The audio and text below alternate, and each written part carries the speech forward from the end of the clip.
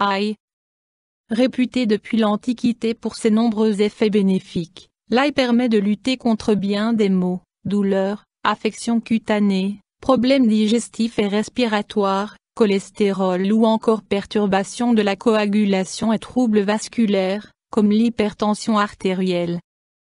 Forme et préparation, décoction, poudre, extrait, comprimé, gélule, huile, pommade, cataplasme, en plâtre.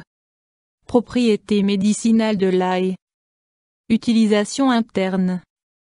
Améliore la circulation, le métabolisme des lipides, la coagulation, antihypertenseur, anticholestérolémiant, anticoagulant. Troubles gastro-intestinaux, coliques, flatulences et diarrhée, infections par des parasites. Problèmes respiratoires, action antibiotique en cas de bronchite ou d'infection saisonnière. Effet antioxydant, contre le vieillissement cellulaire. Utilisation externe. Antidouleur, douleurs articulaires, musculaires et névralgiques. Action contre certaines affections de la peau, infections, verrues, corps. Indications thérapeutiques usuelles. Hypertension artérielle, troubles digestifs, digestion difficile, ballonnement, flatulence, affection inflammatoire du système respiratoire, parasitose intestinale, douleurs articulaires, musculaires ou névralgiques, infection de la peau et autres affections cutanées comme les verrues et les corps. Autres indications thérapeutiques démontrées. Prévention des troubles cardiovasculaires, en raison de ses effets hypolipémiants, qui favorisent la diminution du taux de lipides dans le sang, anticoagulant, antiagrégant plaquettaire, et hypotenseur. Il améliore la circulation par dilatation au niveau des petits vaisseaux, possède des propriétés antioxydantes qui protègent les cellules contre le vieillissement et aurait, de ce fait, une action contre certaines maladies neurodégénératives, comme la maladie d'Alzheimer. Les composants soufrés de l'aléine agissent en prévention du cancer. Enfin, c'est un agent protecteur des complications liées au diabète, grâce à ses vertus hypoglycémiantes. Histoire de l'utilisation de l'ail en phytothérapie.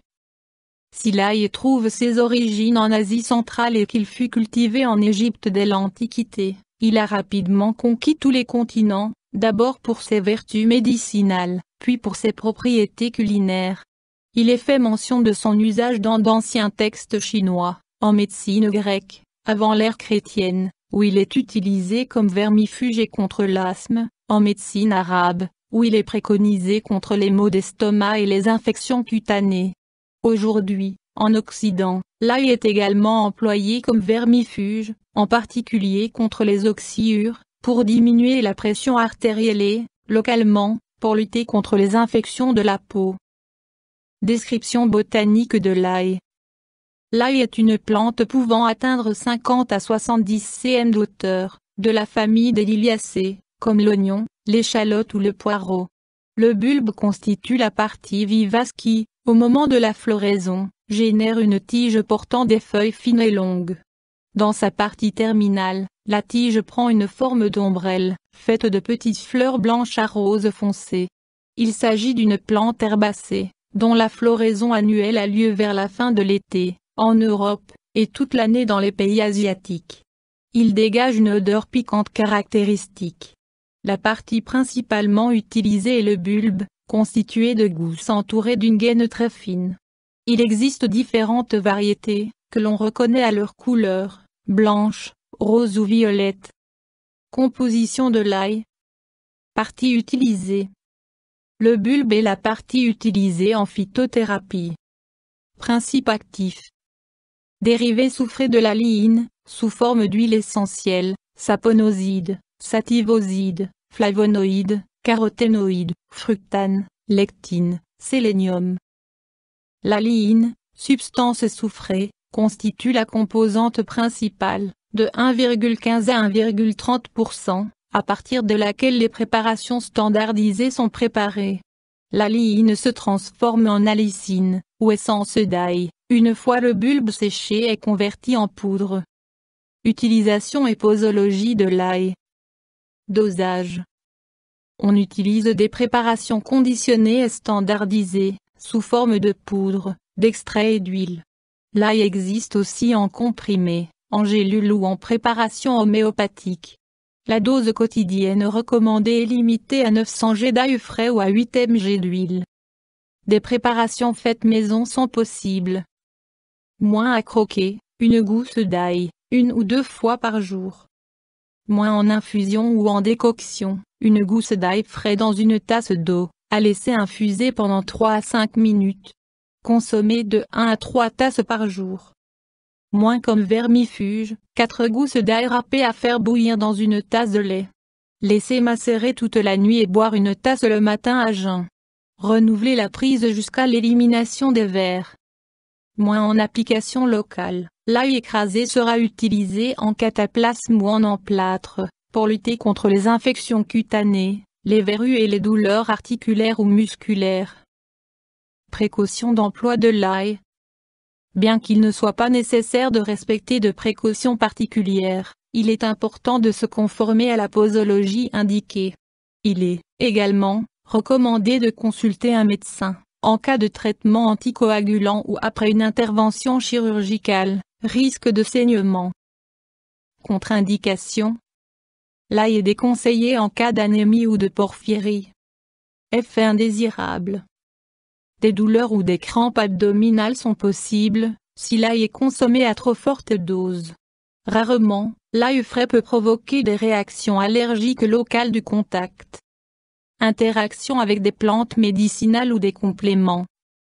Pas d'interaction connue. Interaction avec des médicaments.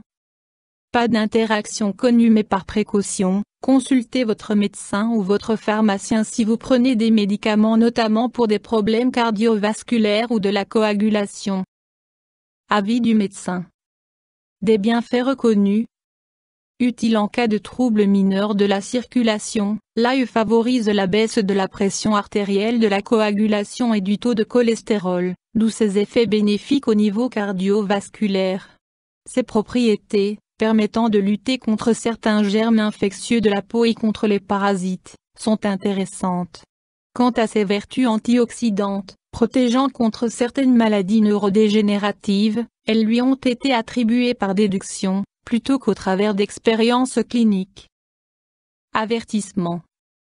Pour obtenir un maximum de bénéfices avec un minimum de risques, il est conseillé de consommer des préparations conditionnées et standardisées, aux doses quotidiennes préconisées.